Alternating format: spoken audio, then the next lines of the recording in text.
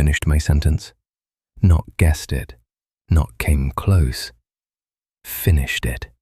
Word for word. I remember standing in the kitchen, holding a glass of water I didn't even want.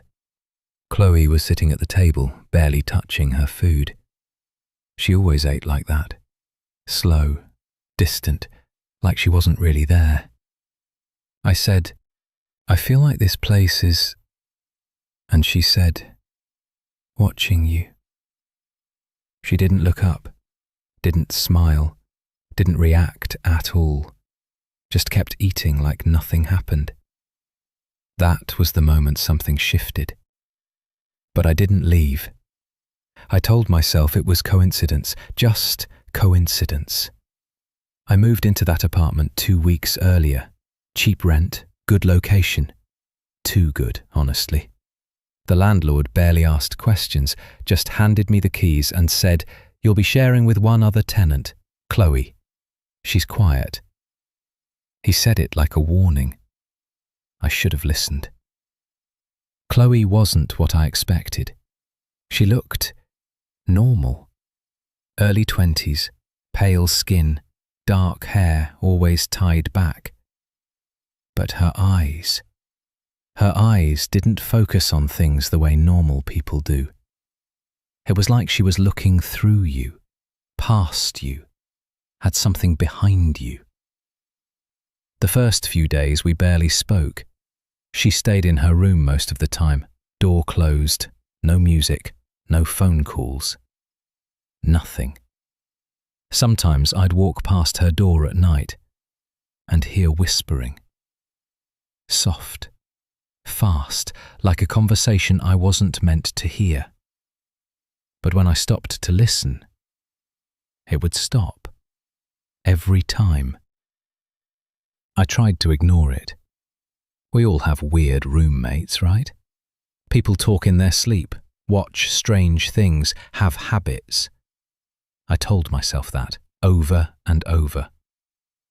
But then, the notes started. I found the first one on my desk. I didn't remember writing it. "Don't think about the hallway tonight." That's what it said. Just that. No signature, no explanation. I laughed it off, figured I wrote it half asleep. But something about it felt wrong. The handwriting was mine, but the pressure, the way the letters curved, it didn't feel like something I wrote. That night I stayed in my room, didn't go into the hallway, didn't even open the door. And around 2:13 a.m, I heard footsteps, right outside. Slow, measured, back and forth, like someone pacing, waiting. I checked the next morning. Chloe was already in the kitchen, drinking coffee, like nothing happened. I asked her if she was up last night. She didn't even hesitate. "No."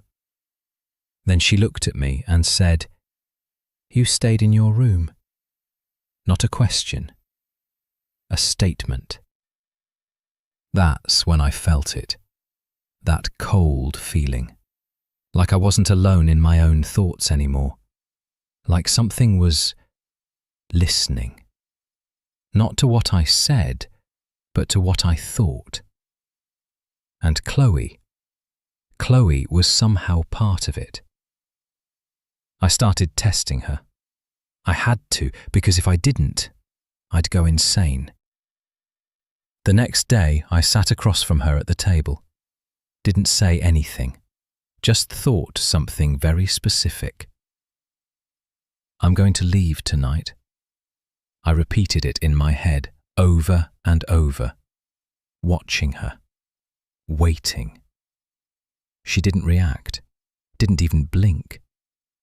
For a moment, I felt relief. Maybe I was just paranoid. Maybe everything had a normal explanation.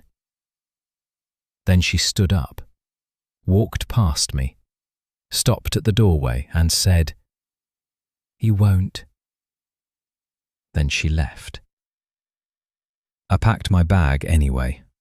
Clothes, laptop, essentials. Didn't care about the rest. I just wanted out. The air in that apartment felt heavy, like it pressed against your chest, like it didn't want you to leave. Around 9 p.m, I grabbed my bag and headed for the door. I didn't see Chloe anywhere. Her room was closed. No sound. No movement. I reached for the handle and froze, because I suddenly couldn't remember why I was leaving. I stood there, hand on the door, trying to think, trying to focus. But the thought just slipped away, like someone erased it, piece by piece, until all I felt was confusion. Then I heard her voice, behind me, soft, close. "You forgot." I turned around. She was standing right there, closer than she should have been. I didn't even hear her door open. "What did I forget?" I asked. She tilted her head slightly, like she was studying me. "Why you're scared." And just like that, it came back. All of it. The notes, the footsteps, the whispers, her finishing my sentences. I stepped back, heart racing. "What is this?" I asked. "What are you doing?" She didn't answer right away, just looked at me. Then she said something I'll never forget. "I'm helping you. Helping me." That's what she said. Like this was normal, like any of this made sense. "How is this helping?" I asked. My voice shook. I couldn't control it. "You're inside my head." She smiled slightly. Not a happy smile, not comforting, just small. "You invited me," she said. I laughed. I had to, because that was insane. "I don't even know you." "Yes, you do." Her voice was calm, too calm. "You just don't remember." That's when things got worse, because part of me, a small, quiet part, started to feel like she might be right. That night, I couldn't sleep. Every time I closed my eyes, I saw flashes, quick images, too fast to fully understand. A hospital room, white walls, a chair in the corner, someone sitting there, watching me. I woke up sweating, heart pounding, and there, on my bedside table, was another note. "You're getting closer." I didn't write it. I knew I didn't. But the handwriting was still mine. The next morning, I confronted her. I didn't care anymore. I needed answers. "What did you mean?" I asked. "About me inviting you?" She looked at me for a long moment, then said, "You were alone. You asked for someone who understands you, someone who could hear you, even when you don't speak." My stomach dropped, because I remembered something. Late nights, talking to myself, wishing, no, begging for someone to understand. "You're not real," I said, more to myself than to her. She didn't argue, didn't defend herself. She just said, "Then leave." I tried again. This time I didn't think about it, didn't plan it. I just moved, grabbed my keys, opened the door, and stepped outside. The hallway felt different, longer, darker. The lights flickered slightly, like they weren't stable. I walked fast, didn't look back, didn't think, just moved. But halfway down the hall, I heard it. Footsteps, behind me, matching mine, perfectly. I stopped. They stopped. I turned around. No one. Empty hallway. Then I heard her voice. Not from behind me. Not from the apartment. From inside my head. You're not ready. Suddenly, the hallway shifted. I don't know how else to explain it. The walls felt closer. The distance stretched. Like I was walking in place. Panic hit me. Real panic. The kind that takes over your body.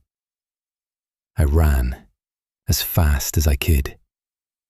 But the door at the end, it never got closer.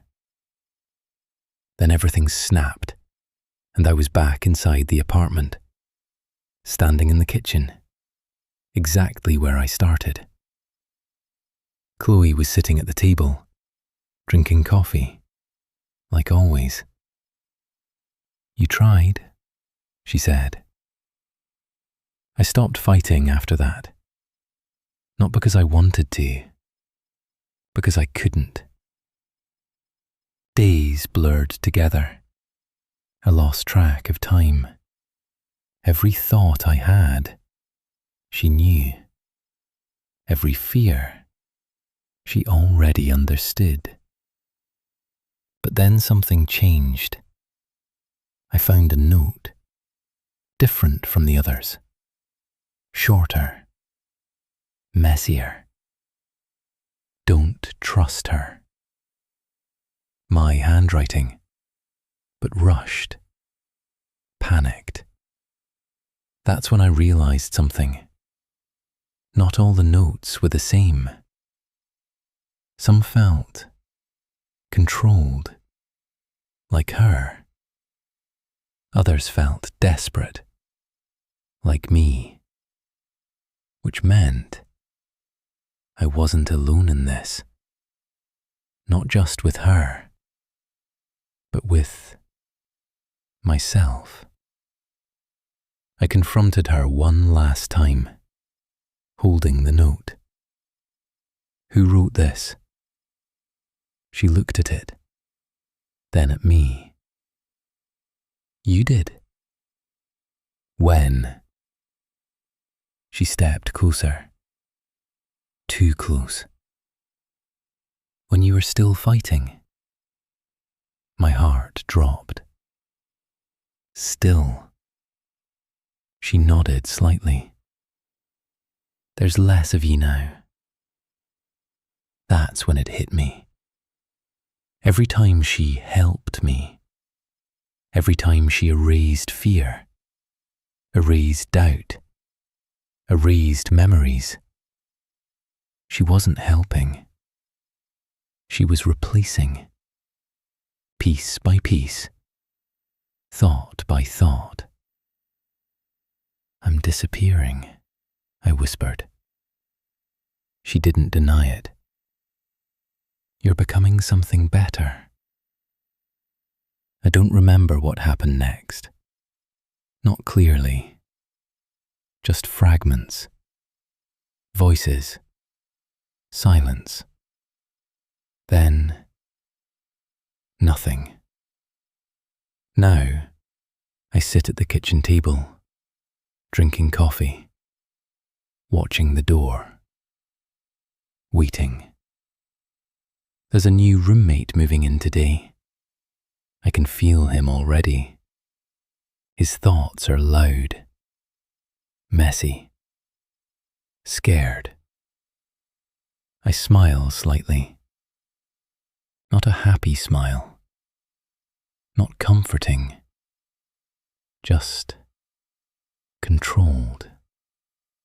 He opens the door, steps inside, looks around, confused. I look at him, and before he speaks, I finish his sentence. You feel like this place is watching you.